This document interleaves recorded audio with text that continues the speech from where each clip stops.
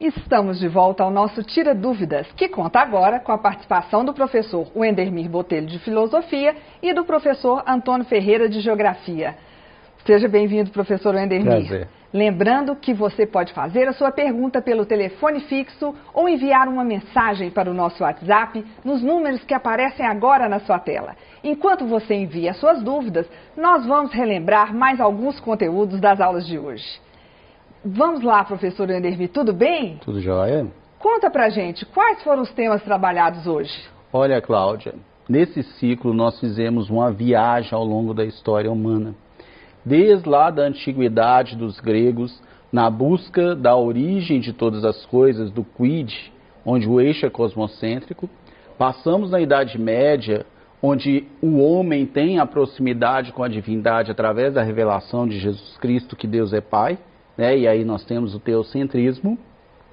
Depois, o homem que se redescobre e vai, através dessa redescoberta, investir em si, investir na política, investir na ciência, e aí nós temos o antropocentrismo, o homem como centro de todas as coisas, até chegar ao auge, né, que inclusive ressoa em nossos tempos, que é o pensamento existencialista, né, a filosofia continental e a filosofia da linguagem, que vão tentar explicar o que é este homem depois de toda essa história.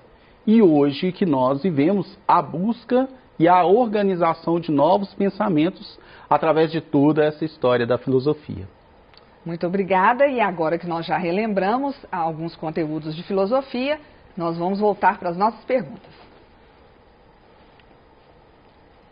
Qual a diferença entre bioma e domínios morfoclimáticos? Professor Antônio, uma pergunta do 7º ano. Vamos lá. Diferença entre biomas e domínios morfoclimáticos, né? São dois conceitos que se parecem, mas são abordagens diferentes, né? Bioma é uma abordagem mais da ciência, né? Da biologia, e domínios morfoclimáticos é a abordagem da geografia. Mas qual que é a diferença? Quando fala-se bioma, é você organizar a superfície utilizando a vida, né? A bio, né? Por isso o bioma. Então você está organizando ali o bioma de acordo com a vida que tem naquele local. Quando eu estou falando domínio morfoclimático, eu estou verificando os diferentes aspectos que a superfície terrestre, né, que o meio ambiente me fornece. Ou seja, quando eu falo domínio morfoclimático, eu estou falando de domínios, ou seja, de locais que apresentam características parecidas devido à sua inter-relação com o relevo, com o clima, com o solo, com a vegetação e com a hidrografia. Ou seja, quando eu estou falando de domínio morfoclimático, eu estou falando da inter-relação dos diferentes aspectos naturais que acontecem naquele ponto. Né, resultando o quê? Resultando num conjunto de características parecidas. Essa é a grande diferença entre domínio morfoclimático e bioma. Perfeito. Agora uma pergunta do 3º ano. Como entender a crise da razão no século XX? Olha, como eu disse, a filosofia vai passar por toda uma construção, desde a origem até hoje. Mas quando chegamos na virada, já no início do século XX, o homem começa a questionar todo este conhecimento que foi construído até então. Ele já não responde, ele já não atende totalmente às dúvidas do homem atual, às dúvidas do homem contemporâneo. Sem contar que nós vamos ter, né, no período do século XX, períodos terríveis de guerra, e aí nós temos a Primeira e a Segunda Guerra Mundial, que vai levar o homem a questionar tudo. Ele vai se angustiar diante de um quadro que chega a ser pior do que a reação de qualquer outro animal. Então, no século XX, nós vamos fazer uma revisão de todo o pensamento, de toda a filosofia. Aí vem a filosofia continental, e aí nós temos o existencialismo, né? Como uma corrente que vai estar aí também articulando, depois da criação da psicanálise, para entender o homem nesse inteirinho, e depois a filosofia da linguagem, que vai procurar entender o significado das coisas, o que o homem deve entender, os significados que ele deve traduzir. Então, essa angústia vai estar justamente nisso, essa crise vai estar justamente nisso. O que eu posso entender da humanidade? Como eu posso entender o ser humano? Um ser que é tão perfeito, e aí nós temos, né, lá com Nietzsche, a morte de Deus, um ser que é um super-homem, um Übermensch, um ser que vai superar as expectativas. Como eu posso entender um ser que vai viver toda essa liberdade sem ter um objetivo? Porque quando a gente vê, a gente declara, e aí eu vou voltar lá em Homero, né? O homem não é nada sem seus deuses. Quando Nietzsche declara a morte de Deus, essa liberdade total, acaba que a humanidade fica sem objetivo. Ela vai viver o seu ser aí, a sua existência no aqui e no agora, mas como e por quê? Então, assim, é necessário que o homem, aí no caso, o que existe em todos os seres humanos, o que existe em você, aluno, é o desejo de que a vida não é só o aqui e o agora. Então essa dúvida vai ser uma dúvida que vai estar no início do século XX. E como nós iremos responder isso? Lembrando que no século XX nós temos todo um auge de tecnologia, toda uma evolução, principalmente na virada do século XX para o século XXI, onde as coisas evoluíram de uma forma tão significativa que o pensamento humano ainda está acompanhando e muitas vezes não há uma maturidade para entender essa evolução. Então hoje nós temos o ser humano que está repensando toda a filosofia. Então você que acompanha aqui na Rede Minas, o Café Filosófico, acompanha os debates que acontecem aqui todas as noites, você percebe que há uma releitura, há uma forma de entender todo esse edifício filosófico e trazer para a nossa realidade. É aquilo que eu sempre falo nas aulas. Cada pensador trouxe uma peça da verdade. Agora, esta montagem da verdade, essa construção de um novo pensamento, que inclusive hoje, no século XXI, existe ainda essa busca deste homem que vai ter a sua ascensão, vai ter este entendimento, vai ter esta realização no mundo. Então, esta construção é algo que ainda existe, é algo que ainda está sendo feita. Então, a mudança de pensamento pode acontecer por mim, pode acontecer por você aí, aluno, através de nossas atitudes, através da nossa autenticidade. Então, a gente tem que ter autonomia na vida. Porque o que vai trazer essa angústia na filosofia vai ser este homem que vai ter toda a liberdade, mas não vai saber o que fazer com essa liberdade. Então essa crise da filosofia, essa crise da razão vai estar justamente aí. O homem que tem uma autonomia, que tem uma liberdade, que se define no mundo e, no entanto, tantos erros primários acontecem. Então a crise da razão do século XX, e que hoje também respinga nessa segunda década do século XXI, é justamente essa. Obrigada. E agora nós vamos responder a Thaisa, da Escola Municipal Padre Teodoro, de Sete Lagoas, do 8º ano. Qual o principal objetivo das atividades econômicas no mundo capitalista, professor Antônio? Thaisa, né? Thaisa, Thaisa, obrigado pela pergunta. Pergunta difícil essa de responder. Quais os objetivos da atividade econômica no sistema capitalista? Bom, a gente tem que lembrar que a atividade econômica é ela que gira a roda, né, do dinheiro, né? A roda econômica, né, de riqueza de um país são as atividades econômicas. E o sistema capitalista, ele é conhecido, né, ele já foi os estudos sobre o capitalismo, até aqui mesmo no Se Liga na Educação, fala o quê? Fala que é a busca, né, da oferta e da procura, a busca da riqueza, né, da valorização da propriedade privada. Tá? Então, quando nós estamos falando de atividade econômica e sistema capitalista, nós estamos falando o quê? Que é a necessidade de estar produzindo para chegar na riqueza, né? Produzir para atingir o objetivo que é ficar cada vez mais rico. Tá? Agora, existe dentro desse processo um fato importante, que é o quê? Que nós temos que imaginar que o sistema capitalista, ele, para chegar ao seu objetivo, que é essa riqueza, ele não oferece, como posso dizer, ele não oferece tempo para a natureza, né? Ele não oferece tempo para as organizações sociais. Por quê? Porque ele precisa ficar rico da maneira mais rápida possível. Então ele acaba abordando o meio ambiente, né? Explorando o meio ambiente de uma forma muito mais dinâmica, né? E mais rápida do que a natureza consegue fornecer de volta.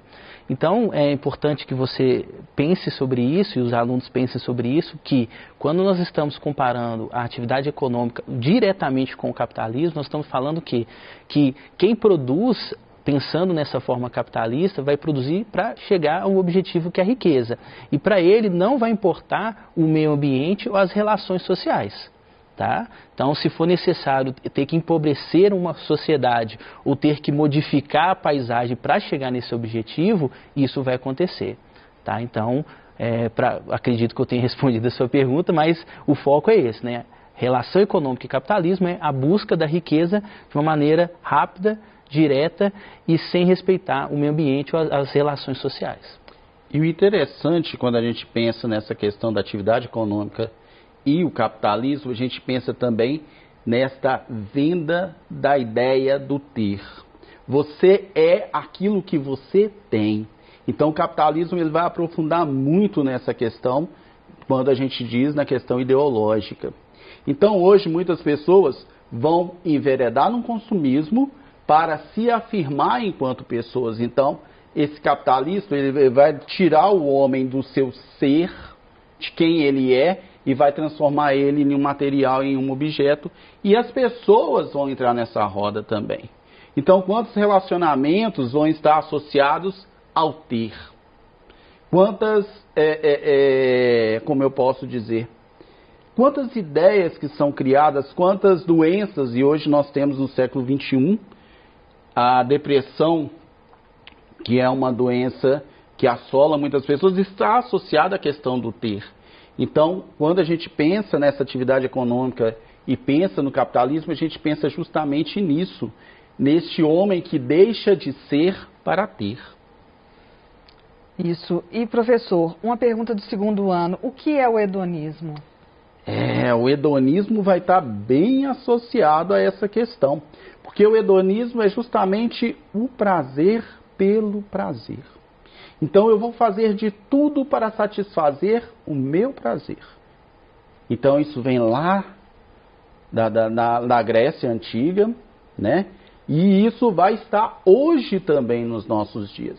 Então quando você vê as pessoas agindo de uma forma irresponsável apenas para satisfazer um momento de prazer, é um comportamento hedonista.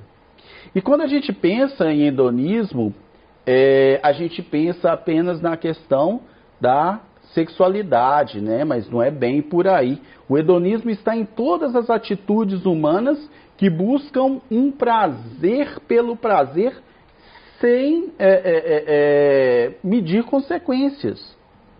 Então tem pessoas que nos relacionamentos vão ter um relacionamento hedonista. É aquele rapaz que está namorando aquela moça só pelo prazer de estar namorando a moça mais bela e mais, vamos dizer assim, desculpa a expressão, mais cobiçada por outros rapazes. É a moça que namora um rapaz justamente por esse motivo. E muitas vezes os relacionamentos, a vida a dois, esse hedonismo vai destruir a vida a dois. Essa busca do prazer individual vai destruir a vida a dois. E quando junta com o narcisismo, é um veneno para o próprio ser humano. E o hedonismo ele vai trazer também consequências sociais terríveis. A corrupção é uma filha do hedonismo. Então é a pessoa que vai ter o prazer do ter, o prazer de ser através do ter, e não vai medir consequências, e não vai verificar, e não vai observar o bem comum. Então o hedonismo é justamente isso, essa busca pelo prazer de uma forma desenfreada, de uma forma irresponsável. Inclusive nós podemos ver isso nessa sociedade nossa consumista, né? Do prazer imediato, o prazer rápido, eu quero agora. Sim, né? O século XXI está permeado dessa ideia hedonista. Então também, quando a gente pensa no hedonismo, e aí vamos para as redes sociais, que eu gosto muito de falar das redes sociais, que ao mesmo tempo são uma bênção, são uma maldição, ele vai estar justamente nisso, as pessoas que vão se satisfazer, que vão criar uma ideia, vão criar um mundo, vão criar um perfil que não é ela, mas pelo fato de ter curtidas, pelo fato de ter um reconhecimento, isso gera um prazer. Fora também outras questões, quantas pessoas que vão se ligar em algumas programações, vão se ligar em alguns filmes que trazem prazer de ver o sofrimento alheio, de ver o drama alheio. Então o hedonismo, ele é algo bem doentio. Então esse hedonismo dessa forma, ele vai trazer justamente malefícios para a própria pessoa. Obrigada. Então vamos em frente. Uma pergunta do 8º ano. Qual a diferença entre o MST e o MTST? Vamos lá. MST e MTST fazem parte do contexto da aula que foi, na aula de hoje, falado sobre os movimentos sociais da América Latina, né? E o MST é o movimento, né, dos trabalhadores sem terra. E o MTST é o movimento dos trabalhadores sem teto. Qual que é a diferença? A diferença é que o sem terra, vou chamar aqui movimento de trabalhadores sem terra, vou chamar de MST, ele está vinculado ao processo da questão agrária no Brasil, né, da concentração de terras, da concentração fundiária.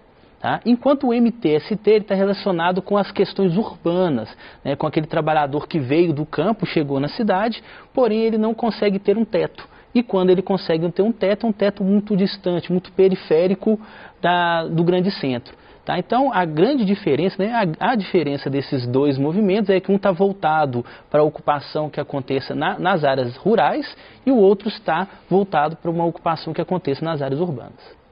Ótimo, obrigada, professor, porque chegou a hora de mais uma pequena pausa.